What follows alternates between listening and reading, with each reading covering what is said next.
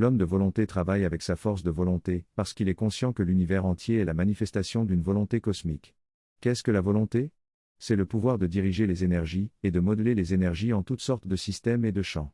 C'est le pouvoir d'imprimer aux énergies qui façonnent le réel, les schémas, les densités et les vibrations que l'intelligence et l'intention peuvent concevoir. L'homme de volonté se sait à l'image et à la ressemblance de la force cosmique, doté en son essence d'un principe de volonté individuelle, qui est un écho et une réplication de la volonté cosmique émanant de la force cosmique. Parce qu'il n'est pas sujet au programme de fatigue qui distordent l'intelligence de l'homme et lui font adopter des doctrines d'évitement ou de rejet de tout effort. L'homme de volonté voit clairement la réalité, l'impératif auquel l'homme doit obéir, c'est l'impératif de magnifier sans cesse sa force de volonté, afin de devenir un créateur à l'échelle qui est la sienne. Il n'y a pas de création possible sans le pouvoir de matérialiser ce que l'imagination conçoit. Et ce pouvoir c'est la volonté. Comment l'homme de volonté surmonte-t-il ses peurs? Il a la pensée d'un homme de sang-froid, un homme qui est capable de conserver sa consistance intérieure, ou de la restaurer, face à la pression des situations difficiles et des situations dangereuses.